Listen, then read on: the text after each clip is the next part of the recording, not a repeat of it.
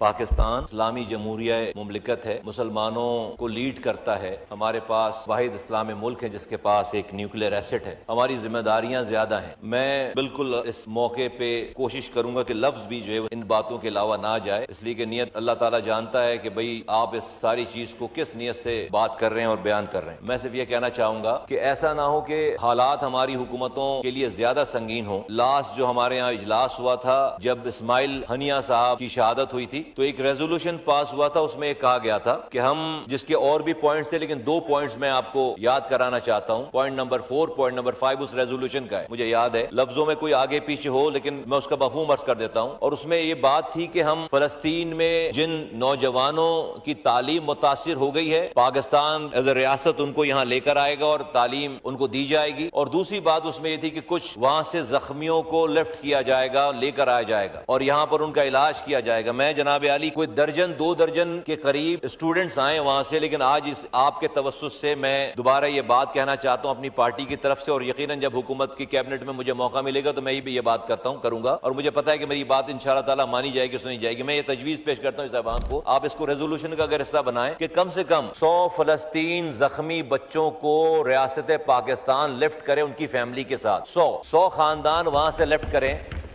اور ان کو پاکستان لے کر آئیں۔ فورن آفس انوالو ہو، ان کے پاس پاسپورٹ نہیں ہے، ان کے پاس ویزے نہیں ہیں، ریاست انوالو ہو، 100 بچوں کو جو کہ زخمی ہیں اور ان کی فیملیز کے ساتھ یہاں پر لے کر آئیں، ان کو ان کا علاج کریں اور اس کے بعد ان کو بہت صحیح طریقے سے ان کو واپس کریں۔ میں صاحبزادہ صاحب کی خدمت میں یہ صرف ایک چھوٹی سی معلومات میں شیئر کرنا چاہتا ہوں۔ آپ جب یتیم بچوں کی بات کر رہے ہیں یہاں لانے کی، یہ شاید کوشش کہیں ہوئی ہے، فلسطین کے لوگ اپنے زخمی بچے کو بھی زمین دینے کے لیے تیار نہیں ہیں۔ وہ کہتے ہیں کہ اسی زمین کے لیے تو ہم یہ سارا کچھ جو سہ رہے ہیں تو ہمارا بچہ کہیں اور جا کے نہیں پلے گا۔ وہ کہیں یہیں اگر کچھ کسی کو مدد کرنی ہے تو اس زمین پر آ کر ہماری مدد کرو۔ وہ اپنے سسکتے ہوئے بچے کو بھی کسی اور کے حوالے زمین کو چھوڑ کر دینے کے تیار نہیں۔ کوئی نہیں آئے گا ہمارے پاس، کوئی یتیم بچوں کو کہتے ہیں ہم ہی پالیں گے، نہیں، وہ نہیں جائیں گے وہاں سے کہیں۔ تو ہمیں چاہیے کہ میری ریکویسٹ ہے اس ایوان سے سر، اس لیے کہ قوموں میں یہ چیزیں یاد رہ جاتی ہیں۔ جب یہ سارا معاملہ ہو رہا ہے، ہمارے مرنے کے بعد ہماری نسلیں جب ہوں گی تو کچھ تو ہم چھوڑ کر جائیں کہ بھئی ہم نے اس وقت یہ کیا تھا۔ چلیں اللہ کے پاس تو ہم نے جا کر اس کا حساب کتاب دینا ہی ہے اور اس نظام کا ساری چیزوں کا حساب ہونا ہے، سارے کیا ہمارے بس میں ہے، کیا ہمارے بس میں نہیں ہے، ہم کیا ہماری وقت ہے، ہم کیا کر سکتے ہیں، اور جو جس کے پاس کرنے کے اختیارات ہیں وہ کر رہا ہے نہیں کر رہا ہے، ایک ڈیفرنٹ یہ ہے، یہ ہوگا سب کا حساب کتاب۔ لیکن سر اس بات پہ کہ